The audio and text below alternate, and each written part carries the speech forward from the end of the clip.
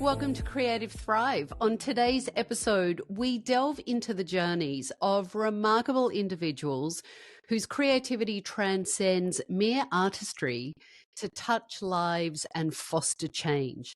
Today, I'm honored to share the story of a woman whose life's work is a testament to the power of combining personal passions with a purpose greater than oneself. A tattoo artist, Army veteran, and mental health advocate, she has transformed her studio into a haven for those seeking solace and expression.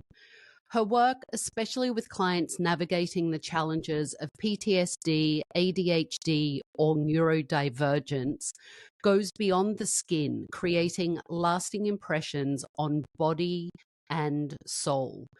Through her collaboration with Operation Tattooing Freedom, she extends her artistry to fellow veterans, offering solace and connection through vet-to-vet tattoo sessions aimed at combating depression, anxiety, and PTSD with every stroke of her needle. Her unique blend of artistic talent, personal military experience, and prior work as a hairdresser and makeup artist have all converged to create a business that's as much about supporting mental health as tattooing itself. Join us as we explore how she uses her skills to make a difference in the lives of others. Please welcome to Creative Thrive, Cecilia Marie. Hi. It's lovely to speak with you today. Thank you for having me. Yeah, really of course. Appreciate it.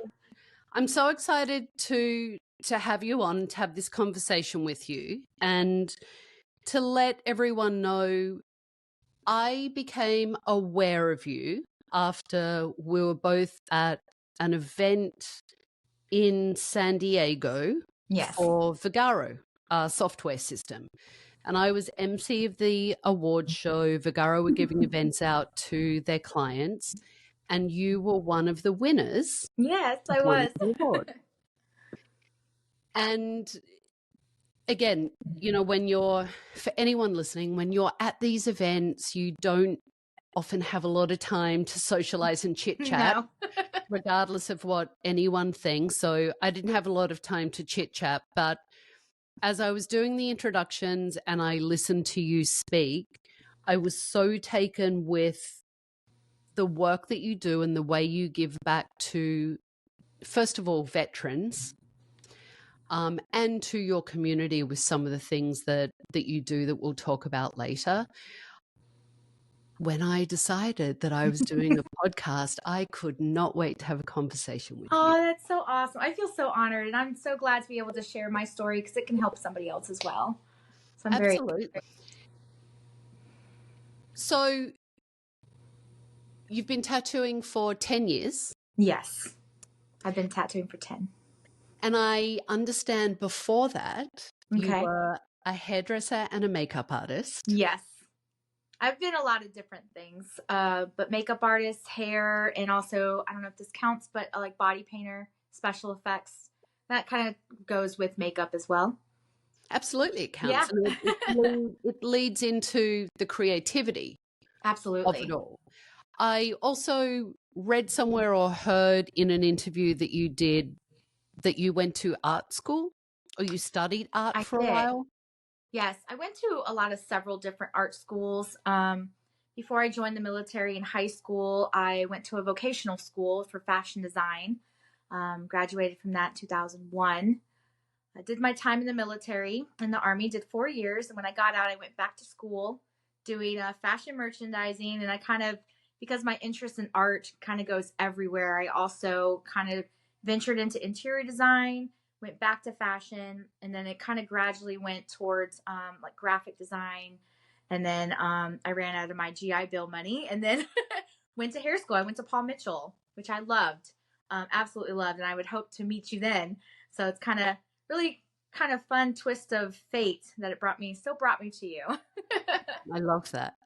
So tell me, it sounds like there was always this creative expression that you had, whether it was through art, hair, makeup, body painting, that has now kind of the journey has taken you into tattooing. Yes. and that form of creativity.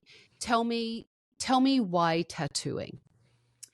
I think for me, going to different art schools, and even though I've always had that passion for art, it wasn't until I got out of the military and I started to get more tattoos myself as a form of therapy. I basically went from a war zone to civilian life with two young kids. So, in a way, I got tattoos to like remember people that I've lost or just remember that part of the journey. And so it just became more therapeutic for me. And when I was in art school, everybody started asking me to design tattoos for them. So I'm like, oh, okay, I could try. So that's kind of what started veering my journey to more tattoo work instead of fashion or interior. I just started drawing more for tattoos, and that's when the obsession began. And it's interesting and something I've never thought of. So it feels incredibly interesting to me to hear you say that coming out of the army and the things that you saw and the things that you experienced, that getting a tattoo was a form of therapy for you. Yes. I think because I was fresh 17 when I joined during 2001. Still a baby. I got married really young and then went to Afghanistan, went to Iraq, had my children kind of in between deployments. That was really, words can't even describe the things I've seen. And trying to process that. Mental health back then in 2005 when I got out really still wasn't talked about that much. I come from a long line of veterans in my family, and I saw how mental health wasn't talked about. So when I got out of the military, I didn't have an outlet, and it really wasn't something talked about. And it's also like a pride thing too. You kind of don't want to admit there's something wrong. Then you feel like there's something wrong with you. Mm. And there was still that stigma. And so a way to kind of release that tension, feeling a little bit of that pain was a weird release. And anyone who gets tattoos and piercings can also attest to that. It's like a release, and it makes you feel better afterwards. And I believe that can be contributed to. It's almost like if you're familiar with EMDR therapy, Yeah. it's like that. You're taking something that was a bad memory and kind of turning it around to something more positive. So that's what always interested to me, that I wanted to change the way our trauma looks and make it better, healthier coping skill. I love that. And I believe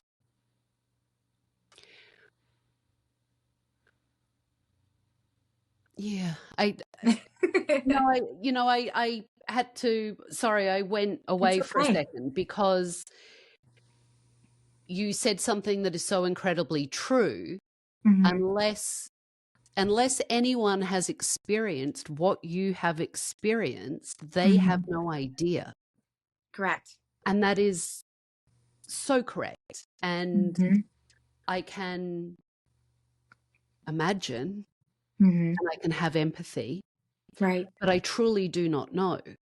And for many of us, we do not know. And I think the thing that I just found so fascinating, and I was so curious and wanted to have this conversation with you after meeting you and hearing you talk about being a veteran and working with veterans and turning the pain and Mm-hmm. the scars into works of art was Yes. just such a beautiful way to look at things. I try to, even if you might not have seen the things that we've seen, the fact that you do have the understanding and empathy, you don't always have to be from the military to have PTSD. All of us have gone through something traumatic. And that's the beauty of also what I do. It's not just veterans. I help anyone that wants that safe space to talk. And a lot of us have trauma. And if you have researched anything like, what is it called? Epigenetics, Mm-hmm. where trauma is stored and passed through your DNA. and the way trauma affects our DNA. It's just very interesting. And I just made that connection the more and more I started to get more involved with tattoos and talking more, with my own therapist and encouraging other people to seek help when they need it.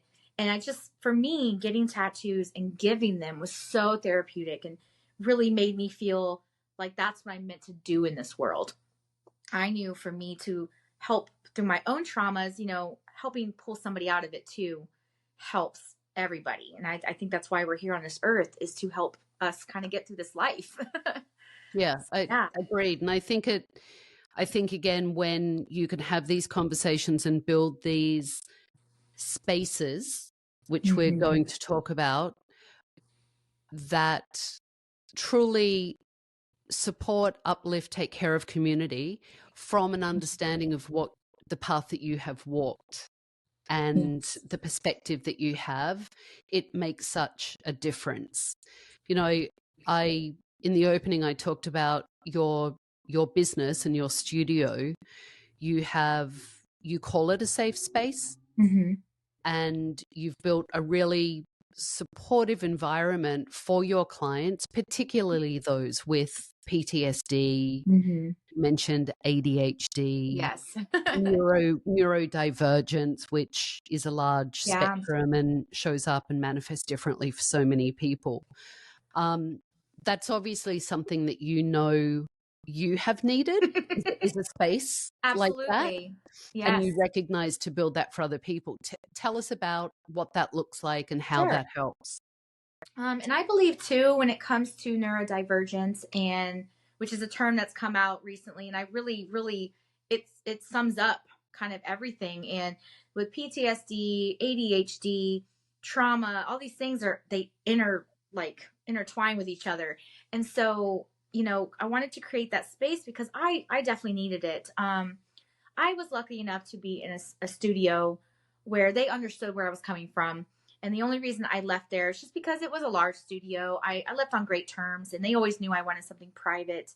But it got to the point where I wasn't diagnosed with ADHD. I had severe ADHD. I wasn't diagnosed till about 2 years ago, because a lot of us, we have life that happens and we think we're all over the place because there's so much going on. Well, I kind of, with therapy, got rid of all my traumas for the most part. So I'm like, why am I still like this? So I got a late diagnosis. And as I started to understand that about myself and coming to work, I attracted a lot of the same type of clients, which I loved. And that's exactly what I wanted.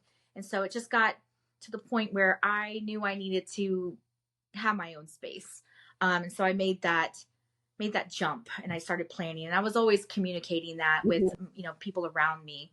And, I've been in this space for about 2 years, and it's just really been, everyone loves it as soon as they walk through the door. And it just makes my heart so full to know that I can give that space and I can concentrate and really focus on conversations. 'Cause that's what's really important to me, is the connection and the journey. That's what got me into tattooing. Tell me about that. Obviously, the creativity and the artist is there in Cecilia. You're obviously an artist, which I want to explore more with you. But tell me about that journey. Was it connecting with people through your art? Was it trying to uplift people? What was the path that you just went, oh, this is it? Yeah. So, okay. Getting out of the military was tough, and that's when I started to go down a very dark path, as most of us do. And I started using art. Art has always been my therapy ever since I was a kid, and so I really dived deep into the art world, and getting more tattoos. And I lived in Colorado for a little bit, and I had a young lady I was friends with. She asked me to design a tattoo for her son. That she was on her own personal journey, and she wanted to do this for her son. So I drew the tattoo. It was just a nautical star, really simple, and had some like flames. This is 2007, so some flames on there. And she was going through her own struggles. Well, and this is going to get a little sad, so trigger warning. Her son is no longer of this earth. And she was like, I really want to take this tattoo that you drawn for me, and I'm going to go get it tattooed. And she was so appreciative that I drew it for her. And that's when I kind of realized, I want to do that. Like, I want to honor your family. I want to be part of that, to where, because not all tattoo artists are understanding about that. Mhm. Most are, but there's a lot that don't care about that. And that's their journey. But I really feel that tattooing is so intimate, and we're just here on this short time on this Mhm. earth. And so that was the moment when I was like, I want to do more of that. I want to I want to know about my clients, and I want to know their journeys. I want to hear their stories. Why do you get this tattoo? What does this mean to you? And I really enjoyed that. That was kind of the aha I moment for love me. that. I love that. Hmm. Do you incorporate that philosophy into meeting a client, designing a tattoo for them, what Yes. in them Yes, those I do. questions so that Um, you can then design and create something? yeah. So what I do now, because over the years, I've gone from a street shop, kind of not really street shop, but doing a lot of small tattoos, to more meaningful sessions. I do about 2, 3 hour sessions a day. And most people, because I do advertise that I do those type of tattoos, I get a lot of memorial tattoos, also covering up self-harm scars, or just any kind of scars or tattoos that they have that have bad memories. So we'll sit down. I don't draw anything up beforehand. We come in, I give about an hour time attached to their appointment, that it's just for us to talk, for us to draw. Sometimes they come with an idea for me to tattoo. Other times they're just like, I don't know, here you go. And then we'll just talk. And then after talking to them, it'll just pop in my head. I'm like, oh, why don't we do this? And then they end up loving it. Um, but we design it together, because if I'm at home drawing by myself, I kind of go off on a whole different level. So I kind of need to be reeled back in, and my client, having that client face to face, really helps. And when it comes to memorial, I have a candle that's right behind me, and we always light it. We say a prayer, and we kind of sit there in the moment and just go, okay, we honor this person today, and that I leave the candle lit all day. And they're very appreciative of that. I used to have a friend that was psychic, so she would come in and she could actually read. She's a psychic medium, so sometimes she'd give a reading with those type of clients, and it ends up being a whole nother spiritual aspect to it, which I really love as well. Um, I think it's really lovely that you take the time to connect with people. So full disclosure, I don't have any tattoos. that's okay. I've always wanted one, but I don't have any. Okay, So I know I about got you when you're ready. obvious. Well, thank you. I'll be looking you up. Obviously, I know the process. I've been with Hmm. friends when they've had their tattoos done. Yeah. I'm absolutely obsessed with tattoos. Yeah. Because it's walking art and it's Yes. amazing, and it's such a personal thing. The thing that always, I'll be honest, if I was okay, I'm a terrible drawer. Okay. I'm not very good with drawing. That is not my medium, my creative Okay. outlet. And I always think about, as a tattoo artist, what you're imprinting and what Mhm. you're creating is forever. Yes, it can be. Right. I mean, For the unless most someone part. chooses to. So the creative path of that, the fact that you connect with clients on such a deep level, especially when you're doing the work that you're doing of covering up self-harm, Hmm. covering up maybe pieces of work that they don't want anymore, or they want upgraded, or they want changed, or creating memorials. Hmm. How do you get yourself, Cecilia Marie, into that space to create that? So it goes back to kind of the exercise we did earlier. Every morning I ground myself that way. And, that visualization of my cup being half full, or, full, letting it overflow. We all have our own lives, and I have my own things going on. So I have to check it at the door. I really do. But grounding myself really helps. And then when I'm done for the day, I sit for a few minutes and kind of send the energy back to the universe, or whatever you believe in, send it back. And it just really helps me to stay in that moment. And I think also, because I have been on this mental health journey for what feels like forever.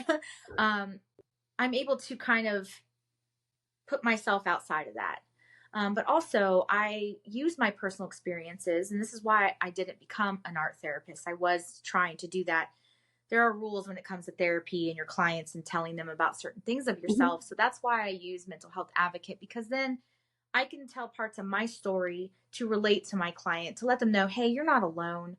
I've been through it too. And here's how I got through it. And so just having that space and that support for somebody really helps me feel like I'm giving back. But getting myself in that headspace is the grounding techniques I do every morning. That's my go-to. And how do you balance, well, how do you balance and still find inspiration? Because as you've said, life is life. Life is life. Yes. Lifing can be, lifing can Yes. be, it is always a celebration, lifing, but some days can be challenging, more challenging than other days. Yes. And everyone is going through something.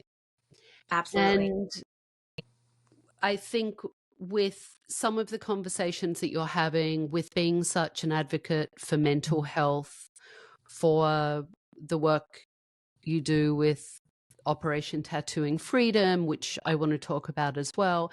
And also you, as you have said, you're processing Yes. what you have also been through. hmm How do you find balance in that? And how do you stay inspired? It is hard. What you said earlier today, we kind of get in a creative funk sometimes. Absolutely. This past year has been a hard one personally. And so, I try to show up for my clients, and most of my clients understand too. You have to allow yourself grace. That is something that I've learned the past couple years. I'm a hustler usually, and that's I come to find out that's my trauma response, and I throw myself into work to kind of prove to myself and to the world that I can do something, and that I'm not my past mistakes. And I've learned the past few years to slow it down, to live in the moment. And most recently, I had my apprentice tattoo that right here in the moment, and I I have love my that. my semicolon here too. I And love that. so that helps me. That I wanted something that I can look at every day to remember. Hey, don't stress out about the past. Let's not worry about the future. To live in the moment, allow myself grace. And that's something I've been learning the past year or two. Since I've been in this private space, it's allowed me to slow down, breathe. And that's really hard for a lot of us who are go getters. Um, my balance, I have to, I set my schedule to where I'm only working when I'm here. I do some stuff at home, but I really try to limit that, because and it's hard because a lot of us are multitaskers too. And with the ADHD, we're like, oh, we got to do all this stuff. It takes a lot of discipline. I have to go literally, no, I have to give myself that time. So when I go home, I try to turn off everything, and I enjoy dinner with my family. I call who I need to call to catch up. I take that bath every week, so nice bubble bath. And you just got to find the things that make you happy. There was an exercise we did in intro to art therapy that I'll share with you. And it had us kind of take little items that give you joy. So no matter what it is, and kind of piece them all together to create a symbol. And so I created a symbol that had like art supplies, maybe some tea, some crystals, a book. And those are things that I look at, and I put it on my fridge or just put it on my iPad, and I look at it and I go, okay, if I'm feeling particularly stressed, I'll kind of go down the line of like what I like to do. So I'll try to go skate. I'll go take a walk. I'll go to an antique store. And when those things don't work, it's hard. I just go down the line. I And love sometimes that. just taking a nap, really Yeah, helps. It's 100%. finding And what I works for you. 100% agreed. And I think it's something that we discount in our Mm-hmm. lives because we want to hustle through, or we want to Mm-hmm. push through, or we feel like we're perhaps doing something wrong if we can't push through quickly and go, go, go all the time. And it truly is giving ourselves permission to find our joy, right? Yes. And I talk about it a lot in my classes Mm-hmm. with the people I work with. It can be a cup of tea. It Yeah. can be grounding yourself, going outside, take your shoes off, stand in the grass, right? Yes. It Face can the sun. it can be so many small things. Yes. Taking a bath, calling a friend, all the things that you have listed, Mm-hmm. and whatever else floats your boat and makes you feel Mm-hmm. really great. And it's so important to honor that within ourselves and to take that time for ourselves. Yes. Self-care has definitely been something that's been a lot more popular, and I'm glad that it's, not looked down upon anymore, because in any industry such as hair, barber, or like tattoos, doesn't matter, you're surrounded by some individuals that make you feel like you have to work 24/7 to be successful, and that's not necessarily true. As I am teaching new apprentices the craft, I'm letting them see that you don't have to sit here and be married to your job. That's a lot of the older, generations will tell you, no, you got to balance your family life. And it's absolutely true. You have to take care of yourself first before you can take care of others. Yeah, And sometimes it takes the cup of tea or crying, like that's another thing too. And that kind of ties into therapy is, sometimes you need a good cry. You need a good like scream, like you just need something. You're just not allowed to like unpack and overdo it and like live there, you just gotta, it's hard to balance. It definitely is.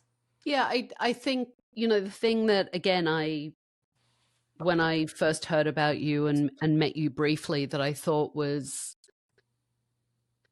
so important, and I believe we all have this, but we have it obviously in vastly different ways than what you do. We have it in our own way and our own lived experience, is that we can take that lived experience, and when we follow a creative path, we can take that lived experience and turn it into a path forward that not only pays it forward and holds the door open for someone else and feeds into our creative spirit and the passion we have and builds us a beautiful career and et cetera, when we can just acknowledge it and get really honest about it and share it. Yeah. And it sounds like that's what you've done. You've taken this creativity that Cecilia Marie has always had bubbling in Yes. there, right? With art school and hair and makeup and beauty and all of those things. And then now you're turning it into not only a career that is thriving and a business that is thriving, but into a way of giving back and sharing your lived experience with others so they Yeah, thrive as well. correct. Yeah, I'm now, my team is growing as I've partnered up with another female tattooer that I knew before. And so now it's building a community of like-minded individuals. Because who you surround yourself, I really believe who you surround yourself really, what I forget what I always say, but something like you are who you surround yourself with. That's, there it is. And if you're around people that are just not making the right choices, or they're, they don't kind of walk the same path as you, it's really hard to grow in an area that's like that. And so you have to surround yourself with like-minded individuals who have similar goals. Now, they're not going to be exactly like you. You got to still have diversity, but at least having that understanding and respect. And now that I've partnered up with another female that kind of is the same thing, she's safe space and does a lot of like permanent makeup type things. And I love that I found another person I can connect with. And now we have like this little team we're building, and we want to do art nights, and we want to, be able to have little events too, and bring in people who specialize in mental health stuff. And I really think that's awesome to create that community, because it's very much needed. And I hear it all the time, when they go to other shops or other businesses, they're not friendly, they don't listen. And so it's really nice when we can create that for them and ourselves. Agreed. And I think, again, it's the experience that we all have and the path that we've all walked, that even when it has been a challenging path and we've got some hurdles, or we're still overcoming hurdles, and that's okay as well, we can still shine a light for other people. Absolutely. And hold a door open and extend ourselves to help them. Tell me more about your involvement with Operation Tattooing Freedom and what the vet to vet sessions are about and what they Yeah. mean to you. So I came across Operation Tattooing Freedom at a local tattoo convention. The founder, his name is Lewis Hunt, and he is, I think, believes in North Carolina, but he founded it. Basically, anybody who was a veteran in the armed services became a tattoo artist. And so he kind of got all these different tattoo artists. And what we do is we give back to our community, and they raise money. I don't take any of the money that they raise. I genuinely just donate a 3-hour session to one veteran a month. And it doesn't necessarily have to be a veteran. I have also donated to active duty members as well. If I, they come to me and ask, I have done that as well. And basically what it is, because we're not legally allowed to give, therapy advice. So what I do is, we just kind of sit there together, and I'm like, it's like a conversation with a friend, like, hey, when were you in? What did you do? Where were you at? And then the conversation really blossoms from there. Because a lot of times, we've all been to some type of war, unfortunately. And so just having that space to talk about something. And I think because I allow that, they feel just more comfortable talking to somebody, because it's intimidating to go try to talk to somebody about your, experiences with somebody you don't even know. But when it comes to camaraderie, you're just like, yeah, this is great. And they feel like they can say things, and I get it. They don't have to explain anything, because I've been there. I've grown up in it. I've lived it, and I continue to live it, being in a big military town. So it's something that I pride myself on, and I love being a part of that community. I love being able to help others. And so in our sessions, that's what we talk about. If they need help getting disability, I have contacts for that. If they need any kind of resource, whether if they're homeless, if they've had a disaster happen, or I know somebody somewhere, and I love that I built that. Plus I have clients that are therapists, that are mental health, whatever. I have somebody. You share resources with. I do. Yep. You share resources with the vets that you work with. Yes. I think, I think anything,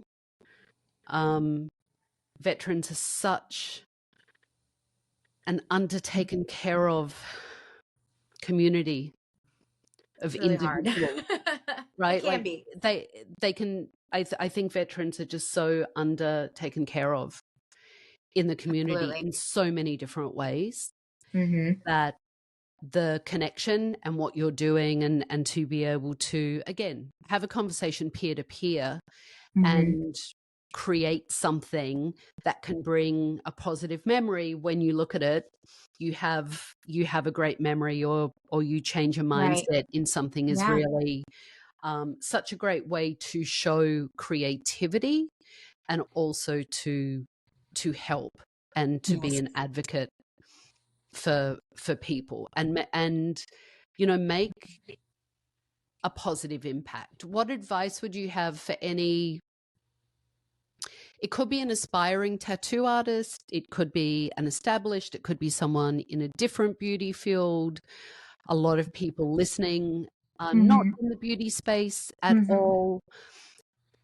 What advice do you have for people who want to make a positive impact in their communities in any way? Yeah.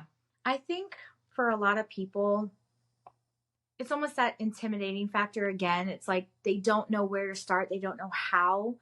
And you don't have to do this big grand gesture to help someone. You don't have to have a lot to help somebody. Like, I'm not super wealthy by any means, but if I have it, I will help in any way I can, even if it's just organizing something small, or giving somebody a jacket, giving somebody an umbrella, or just like buying someone a cup of coffee. It's in the small acts of kindness that you can give back.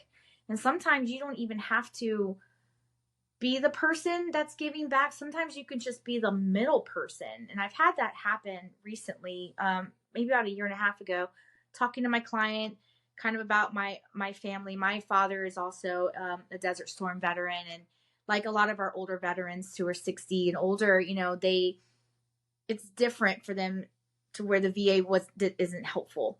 And I feel like our younger, like my generation, I'm 40, we're getting out and we're like, we're not taking that. We're going to get the help we need, whether you like it or not. And so now we're going back and helping the older generations. And I was just speaking about my father trying to get disability and all these things, and he was about to lose his house.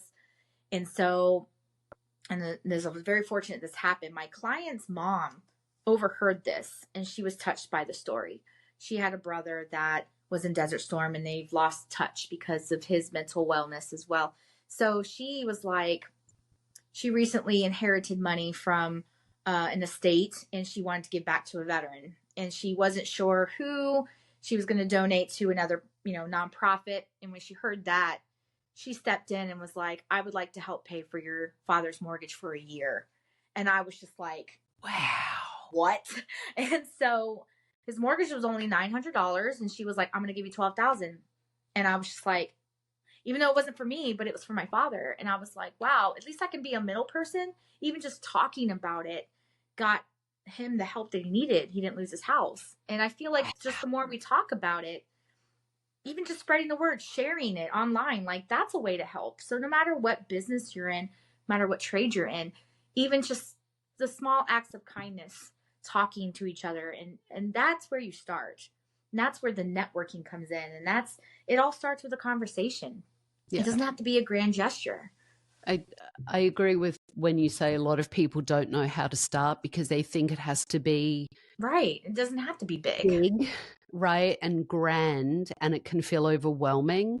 Mm-hmm. And I think to your story and what you just said, it doesn't at all. It is extending kindness, mm-hmm. and sometimes just even holding space for someone, which sounds like that is a mm-hmm. lot of the premise of your business. Yeah, it is. Right, is obviously the end result and the physical of the tattoo, mm-hmm. and the creative component that you're doing, as well as holding space for people. Mm-hmm. I think because I allow that space, I mean, you're very vulnerable when you're in this type of situation. You're getting tattooed, you're letting somebody, or don't know to tattoo you with something permanent. There is some nervousness there. But because I put that out there that, hey, I don't judge you. This is a judgment-free zone. I've been through life. Nobody's perfect. You're not perfect. It's okay. It's like, you're okay. You're not okay. We're all okay. Right. Kind of thing. Yeah.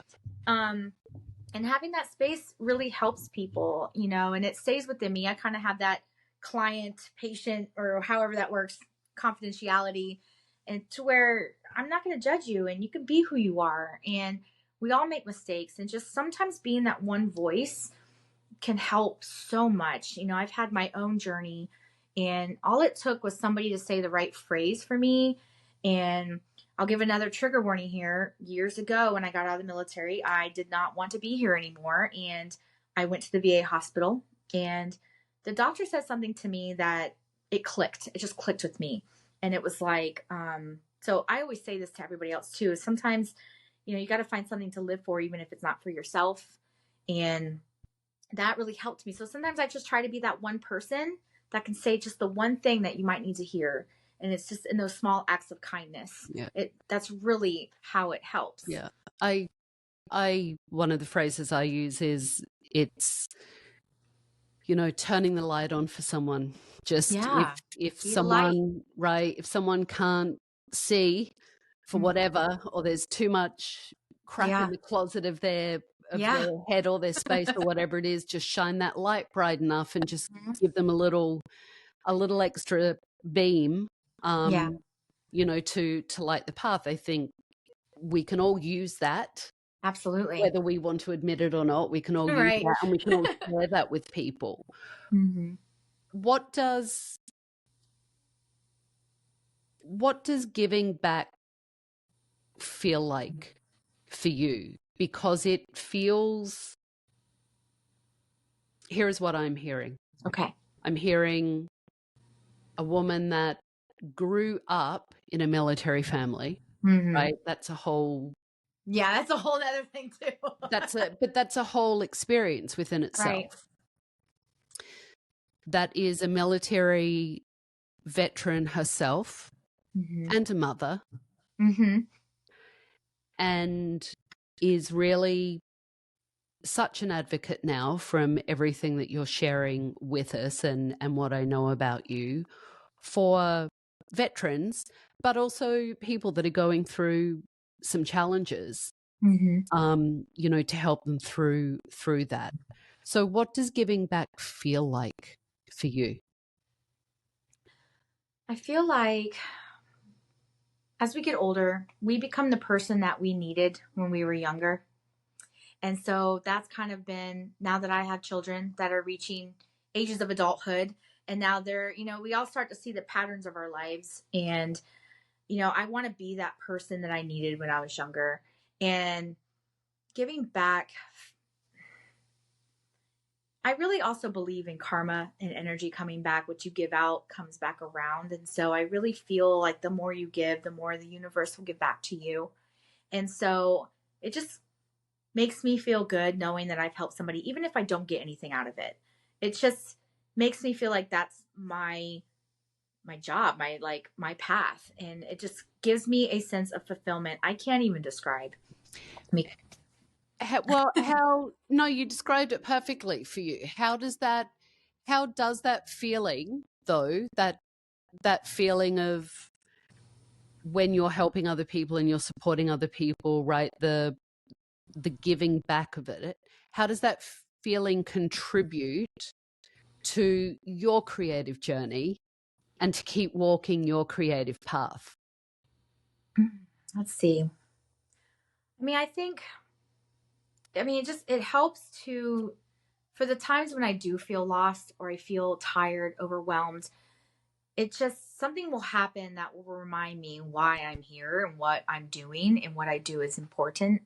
Because even more recently, I've had some health issues.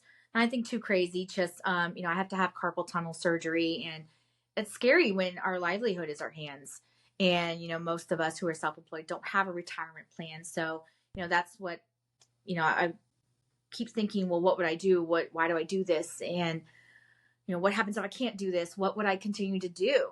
And that's what kind of makes me think that I would still always give back. And even if I couldn't tattoo, I would give back in some sort of form or shape, because I feel like that's why we're here. And I just don't know how to really explain it. It just makes me feel good. It makes me want to do more. But I've learned not to do too much because you can get overwhelmed. So I just try to help where I can. And sometimes that just ideas present themselves and I just go with the flow of it. That's really just trying to maintain that. I don't know if I answered the question, but no, you did. I mean, again, listening to it, I believe we all have these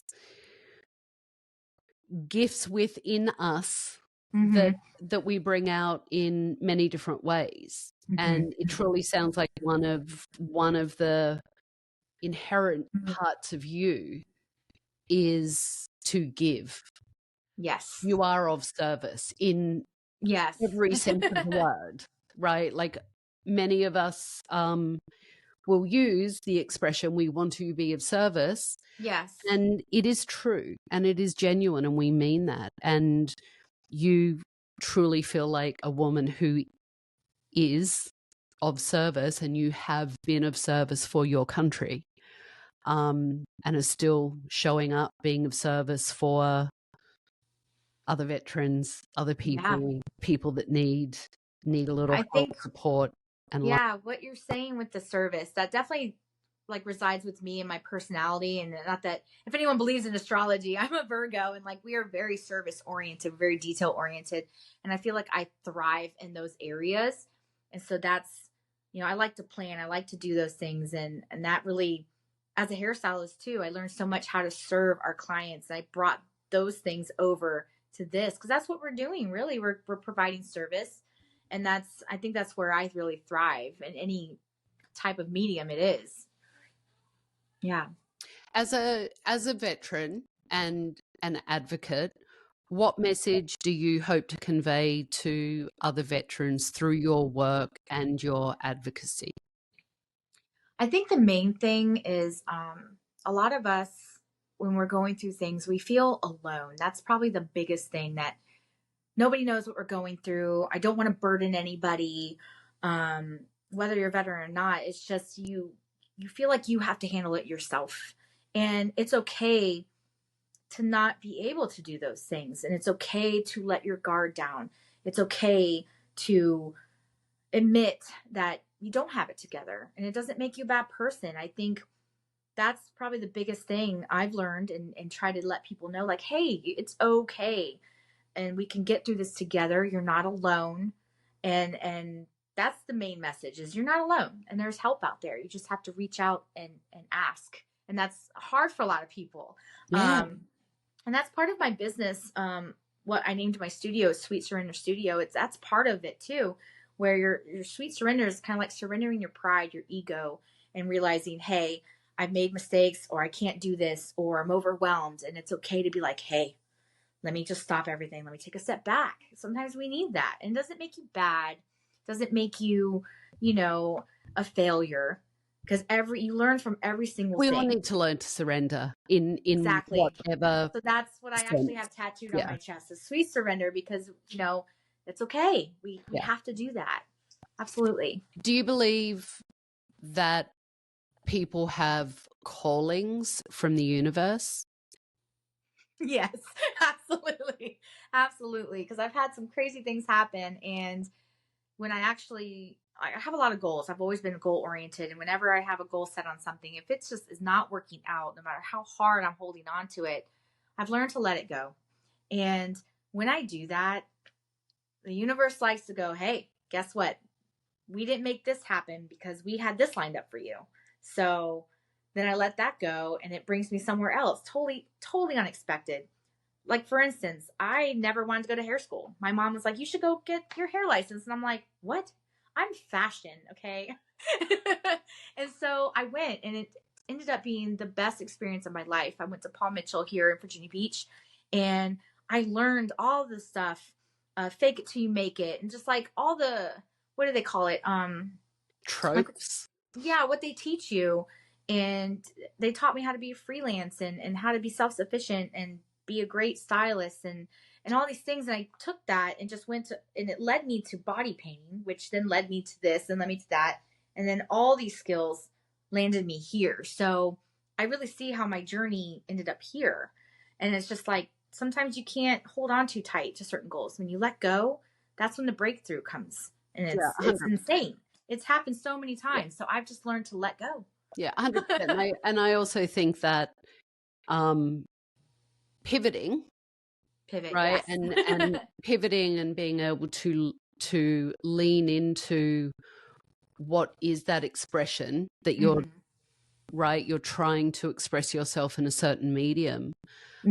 It can sometimes take you on a little bit of a windy path until you find the thing, and then other people find that thing straight away, and that's their thing forever.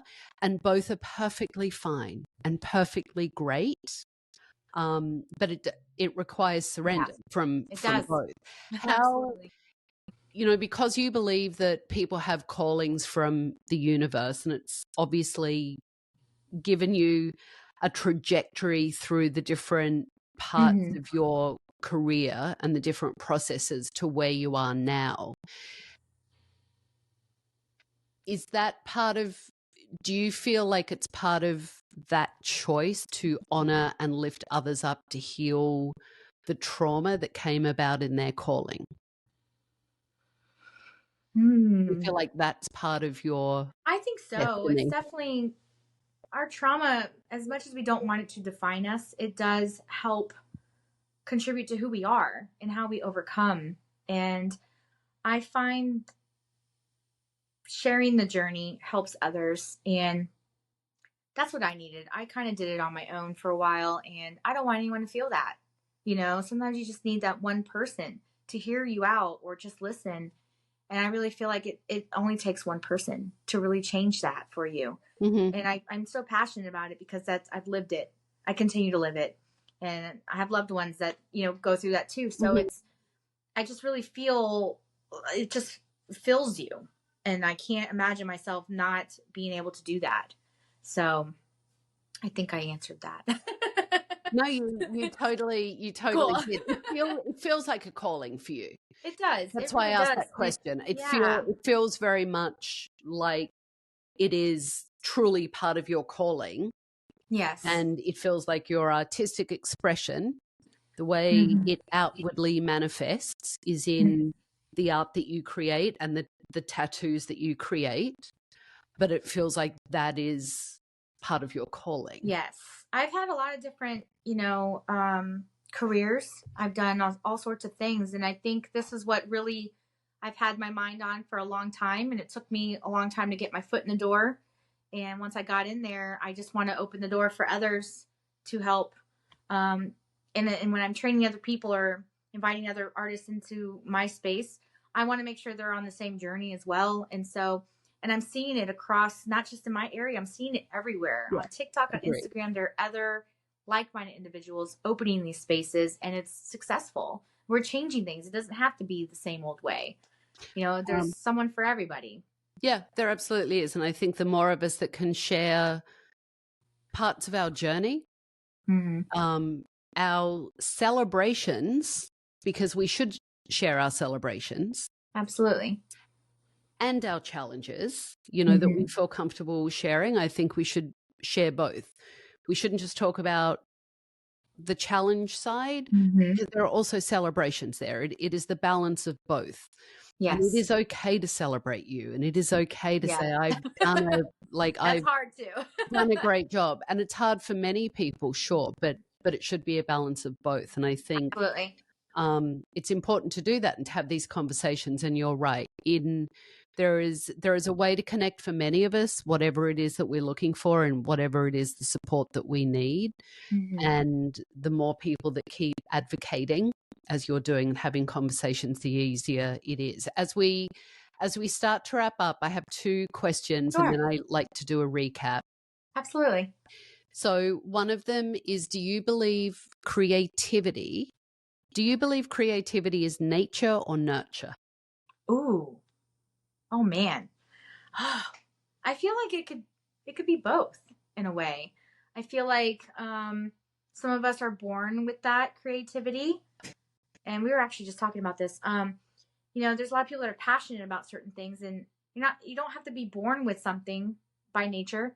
You can nurture your gifts, and when you want to, if you're passionate enough about it and you want it, like, you find a way. I really believe that. And you can nurture yourself and your gifts and pursue, you have to take it upon yourself to do that. So I feel like it's a little bit of both, and sometimes more than others. You kind of teeter-totter. And I have a question. Okay.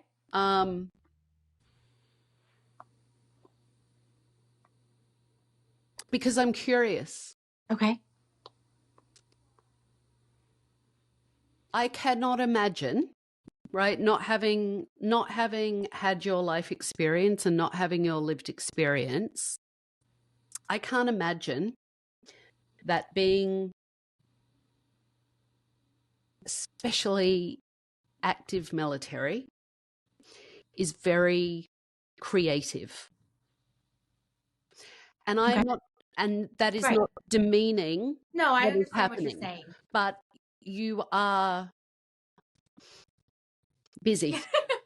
You're focused. You're saving people, and you're there for a job, right? And so I do not imagine, if you are in military / active military, there is a lot of creative outlet. Is that true? It can be true. So when I was in, I found the time to be creative. And yes, the military life can be very hectic, but there's a lot of, and anyone in the military can attest to this, we have deployments, we have training exercises, we have to stand guard. And there's sometimes when there's some moments of activity where you are sitting around and you can be productive or not. And I was always filling up sketchbooks. If I was on, my downtime, we were in the field, or, during deployments, I brought sketchbooks with me. And anyone that was in the Army with me can tell you that. You were future designing tattoos before you even knew. One of my best friends from the military, we were in Louisiana for a training exercise, and I sat there and filled up a whole sketchbook on a future shop I would have. And I would have a hair salon or a boutique, and upstairs would be like a cool loft. And I still have it. And there are still ways that we are very creative. I know lots of other veterans who are actually in Operation Tattooing Freedom. They actually did tattoos while they were in the military. They were apprenticing while they were active duty. So they were working like 2 jobs. And a lot of times our units or commands need artwork, or, everyone's still, even though military comes first, we're still humans and we still want this interaction. We would get hired all the time to make banners, posters. So we still had the outlets there for sure. It doesn't seem like it, because when push comes to shove, when it comes to our job, yes, we get it done. But we still have our own identities. And that was something that I knew when I got out of the military that I would still pursue something artistic, because I was always drawing, always. So I didn't let that, stand in my way. I still found a way for my creative. I love that. That's why I asked, because I imagine if you're of a creative, and I believe inherently we're all creative, it manifests in different ways. Yes, absolutely. I think if your creative expression is of an artistic nature, whatever that looks like, whether that's creating music or painting or writing or drawing or, right, the list is endless. Creating art, it's an endless kind of list for me. I would imagine being in the military could be something of a creative squasher. It can be, because you're focused and busy, not because of any other reason. So I love to hear that you were active and still creative. Oh yeah, not every branch is like this, but yes, we have training exercises. Yes, we have deployments and we have different things. But when we're here stateside and it's normal operations, it's almost like a 9-to-5 job, depending on what your job is in the military. I can't speak for everybody, but for me, with my job, it was like I had a 9-to-5. You had PT, physical, exercise, and you had your job, and then all sorts of stuff. But when I go home at night, that's still my life. And I also sew. So I used to sew a lot. I used to paint. All those things I still got to do. And a lot of my friends had their own interests, whether it was video games or cars. Right. So you can still show up. You can still do it. Absolutely. And before I do my wrap up, I have one more question. Sure. What does it mean to you as a woman? Ooh. Okay. Yeah, it's a different thing. What does it mean to you as a woman to be able to go and represent your country and fight for our freedom and defend? Well, actually, not even fight for our freedom. What does it mean to you as a woman to be able to go into the military and defend us all? This is a good one. So I come from a big family of military, mainly Navy. My mother was a veteran as well. So she joined when I was about 5. And she joined when I was 5. There we go. Wow. And so I grew up that way. And at the time when my mom joined, she was single, divorced from my father. And she kind of set that path for me. She was a very strong, independent woman. She always has been. And she taught me what it's like to be self-sufficient. And I saw firsthand how to make that work. And then I had a stepfather, and I had my father, grandfathers were all in. So I grew up seeing that. I saw how families made it work between, because almost everybody, well, not everybody. So my mom and stepdad were dual military. So they were both in. So I saw how it was like to have one parent alternate. They would alternate parents in the Navy. So one parent was always gone, and they just switched. And being a woman joining the military, I saw my mom do it. She was a chief in the Navy, and she was intelligence. So when I went to go join, she really guided me. And my recruiter was also a woman, so we were just very like, yeah, let's do this. And I was 17 when I joined. It was spring of 2001. So as you can imagine, 9/11 came, and I was married to my first husband, and we were both just young, joining. And because I already had it lined up for me, I already knew the importance of everything. I understood why we're there. I understand what we do. And so that really helped. And yeah, I being a woman can be hard where there's often a stigma with that. No, women can't fight, women can't be in the military, women can't do this. And there is that. And so I was very fortunate to have an amazing, group that I was with. I was stationed in Fort Drum, New York. I was an imagery analyst. So I studied like satellite imagery, UV feeds and stuff like that. And my team was great. I was pretty much the only woman. There was a couple, but I was the main woman in my section. And I kind of had what I call little girl syndrome. I was tiny, 18 years old, 100 pounds. And I was one of those females in the military where you couldn't tell me I couldn't do something. Don't tell me I can't do something because I'm going to prove you wrong. And that's kind of how I was. I was this little sassy thing. And, I can roll with the guys too. So, and I think because my mom was the same way, I learned how to, that camaraderie and to talk, smack. And I think that's, you roll with the changes, you can't be scared of change. And I think my parents, my family really set the tone for me. And I recently found out too, my grandfather, who was a chief warrant officer which is pretty high ranking, he was actually on the board to approve females being allowed to go on the Navy ships. So he was, advocate for that. And I really feel throughout the generations, women have always been there. Let me reinforce my question. Okay. I am not saying that women can't do it. Correct. Yeah. At all. That was not my implication. No. However, as a woman, there is a stigma. Absolutely. And as a woman going in and defending and stepping into the military and going in, especially actively at the time you did, and defending the country. There is a different stigma for a woman than there is for a man. That is, and yes, women can go and kick ass anywhere they need to go and kick ass without any problem. So that was not my implication. No, I didn't take it that way. Women are somehow weak.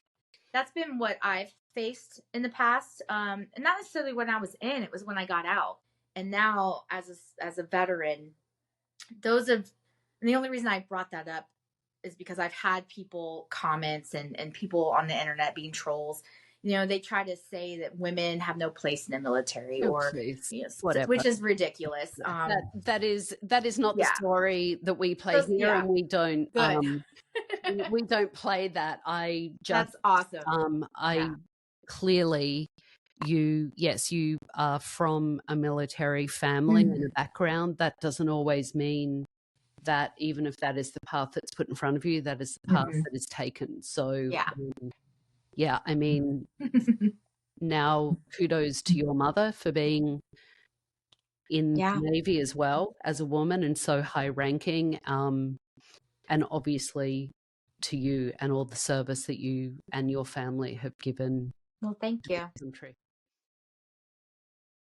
Reflecting on our conversation with Cecilia Marie on Creative Thrive, it's clear how creativity, connection, and compassion can transform our work and lives, and how giving back is part of that creative cycle.